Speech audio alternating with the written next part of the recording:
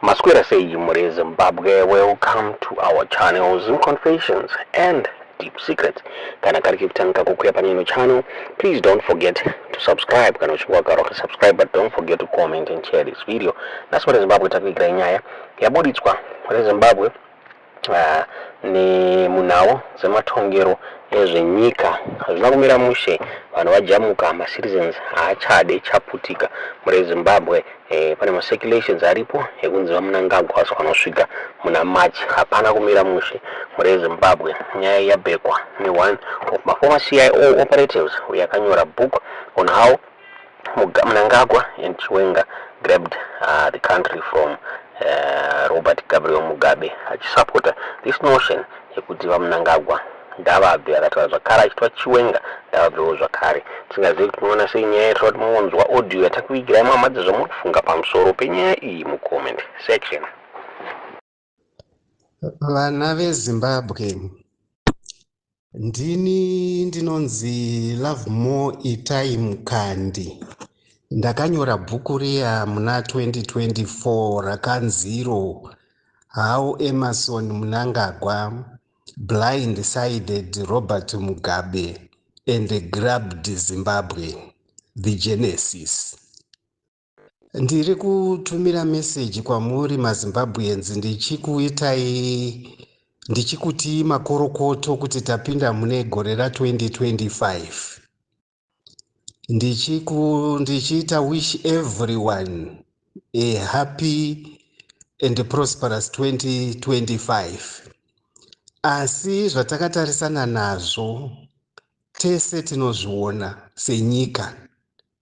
Nyika takaomerwa zvakanyanya. Pamusana pehurumende yaMnangagwa iri kwei. Vapinza nyika yese munhamo isati yakamboonekwa pasi pano. Hapana aimbofungira kuti Zimbabwe ichazopinda munhamo yakaita seyayatarisana nayo iyi. Tinozviziva kwese kuti hapana chiri kumboita zvakanaka. Uye ivo nehama dzavo neshamwari dzavo vapedza upfumi hwese hweZimbabwe vachiindisa kunze kwenyika, vachinohwandisa kunze kwenyika, vachipfuma ivo vaMnangagwa nemhuri yavo neshamwari dzavo nevatorwa vakaita semaChina, vachiviga mari yenyika kunze zvicherwa chii zvese vatora, nyika yese amakomba chaiwo, avasiya zvese zvinokosha zvekucherwa vatora vaendesa kunze kwenyika. Saka nyika tiri pakaomarara kuti tirambe titarisire kuti gore riperezve ra2025 tiri musituation yakadai, zvinhu zvinorwadza zvakanyanya. Mamillions emaZimbabweans tiri kunze kwenyika nekuti muZimbabwe hamusi kugarika. Tosvika rini takangodai izvozvi tichitambura tichiyaura tiri kunze kwenyika? Tinofara kunzwa vamwe vari kutaura vachiti Mnangagwa March haasvike March we2025 achiri pachigaro.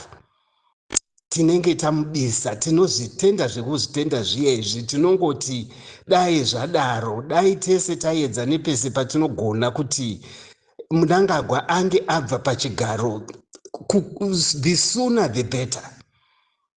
Zvikakurumidza zvinenge zvaita kuti vamwe vanhu vakawanda vemuZimbabwe vakwanise kurarama, nekuti zuva rese raanopedza ari pachigaro Mnangagwa kuri kufa vanhu vakawanda nezvikonzero zvakawanda, nzara, chii zvakawandisa. Saka tinoti dai zvaitika izvozvo Mnangagwa abva pachigaro. Minda yaari kutora nhasi achitengesa, achipa vanhu matitle deeds, achiti taakukubvumidzai kuti mutengese minda iyoyo, vakaiwana kupi? Mnangagwa neshamwari dzake pagore ra2000 vakanopamba minda, kupamba minda vakaita yavo pasina sendi ravakabisa. Vapamba kudaro, nhasi vaakuchiti yaminda yavo yekuti vanokwanisa kuchitengesa kune vamwe vanhu. munozvionawo sei wori hwakaita saihwohwo, corruption isingaiti zvachese. Vakuchitengesa minda yavakawana mahara, yavakapamba mahara vochitengesera vanhu kuti mari yese iyoyo vaise maomwe mavo. Uori hwese ihwohwo. Saka taneta necorruption yaMnangagwa. Zvegold mafia takazvinzwa. Takanyatsonzwa kuti Mnangagwa neshamwari dzake vari kuendesa gold renyika kwakawanda kuna Dubai, vachitengesa gold iroro, vachichengeta mari yacho kunze kwenyika. Saka uori hwenyika hwanyanyisa. Mnangagwa aurayisa vanhu vakawanda veZimbabwe, apinza vana vemuZimbabwe munhamo isati yamboonekwa zvakare. Inini pamwe pandiri kuda kuti ndiyeuchidzane vana veZimbabwe, tiyeuchidzane. Mubhuku rangu ndakanyora ndikati Mnangagwa kutora kwaaita nyika, kuu yaaita muna 2017, akanga akazvironga kubva kuma1980, achiitira kuti iye nevamwe vake vakapinda mukuu vavakazoita kuu navo vasazotongwa nenyaya yekuuraya vanhu yavakaita kumaTebeleland. Mnangagwa naChiwenga nevamwe vake vakapedza vanhu kumaTebeleland 1980, kumaTebeleland kugukura hundi masaka vakapedza vanhu kuma 20,000 vanhu vavakauraya. Saka nhamo yavainayo ana Mnangagwa naChiwenga ndeyekuti vanotya kuti rimwe gore vanogona kuzotongerwa nyaya iyoyo. Ndo zvavakaitira kuu muna 2017, kuti vatore hurumende inge iri mumaoko mavo, pasazowana anovabvunza kuti sei makauraya vanhu kumaTebeleland 1980. Ndo zvavakaitira kuu ye2017. Saka Mnangagwa naChiwenga vagara vari pamwe chete mukukomita macrimes munyika yeZimbabwe.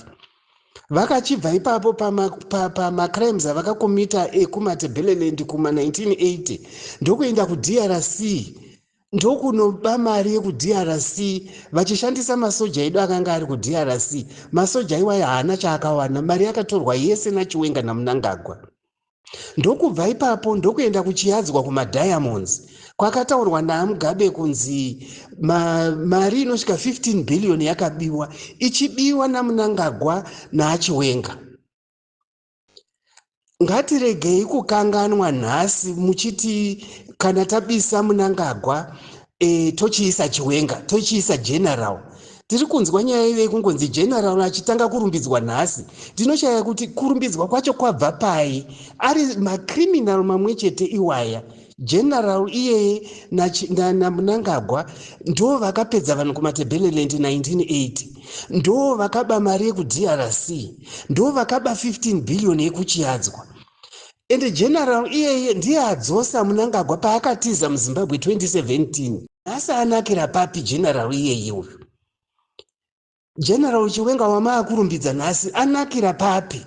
Ingava Rusike vanogara vachikudzaiwo mazuva ese vachitaura vachiti hapana musiyano, hurumende ikange ichitungamirirwa naMnangagwa nekunge ichitungamirirwa naGeneral, hapana musiyano, vanhu vamwe chete vane maitiro mamwe chete. Amunzwewo makaita sei chokwadi muchitaurirwa zvinhu zviri pachena kudai? Muda kuti tigochemazve tabisa Mnangagwa tozosara tozoona kuti kwangopera magore kana makore mairi toona kuti inga general vayava inga vanotori munhu akatoshata kudarika Mnangagwa, totanga kuchemazve. Munodarirei maZimbabwe? Ngatisvinurei titarise zvinhu zvazviri. General tarisai muone kana karekita yavo, hunhu hwavo muone kuti munhu akakodzera here kutonga nyika. Mukadzi wavo uyu Mary Mubaiwa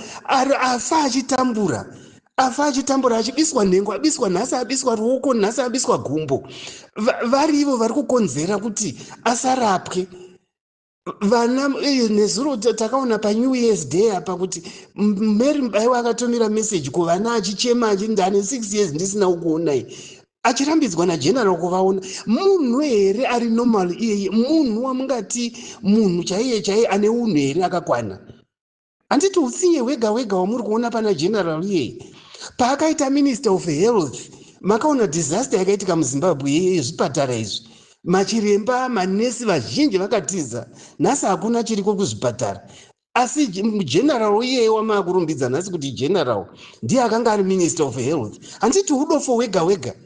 Makanzwa vamwe maveterani vachitaura vachiti pa1980 pakuinda kutraining, pavakaitiswa training nemabritish kubritish military advisory training team inongonzi BMAT, kwaiitwa train vanhu vakanga vaintegratwa, vakanga vabva kuzanula, kuzipura nekurhodesian soldiers. Pavaitrainwa nemabritish, Chiwenga akafoira katatu ikoko, akafoira katatu. Kana musingazive, Chiwenga akada kuzvipfura uyu, akaita attempted suicide. 1980 afoira akunyara kuti otarisa kupi, akaita shoot himself, asi he survived. Nekunyara kufoira kwese kwaakaita, nhasi maakumuti Chiwenga munhu akanaka ane record yakaora kudaro, record yakaora kudaro. MaZimbabweans ngatisvinurei. Kana Mnangagwa abva, ngaabve naChiwenga wake. Hapana chinombovasausanisa vanhu ivavo. Vakafanana, vanhu vamwe chete, vane maitiro mamwe chete, vane utsinye humwe chete, vane uori humwe chete. Ngatiregei kuzikanganwa izvozvo, ngatizviyeuke izvozvo. Mangwana tigoinda muZimbabwe yatinogara zvakanaka nemaleaders kwawo, maleaders vanokodzera kuva maleaders, kwete mhondi, kuisa mhondi pamberi toti ndo leader yapo mangwana. Saka ngatiregei kudaro, ngatitarisei mberi tisati kana tanetseka, tomba taita desperation, tomba tanetseka zviya zvekutadza kufunga kuti uyu akanaka ndeuyu, uyu akashata ndeuyu. Chiwenga naMnangagwa vanhu vamwe chete, havakodzere kunge vachitonga nyika yeZimbabwe zvachese. Vane mhosva dzakanyanya kwavanofanira kunge vari vanhu vairi vava kujeri. Ndo kwavanofanira kuenda Mnangagwa naChiwenga, kwete mumwe wavo, asi vese vari vairi kujeri. Ndo kwavanokodzera, ndo kwavanofanira kuenda.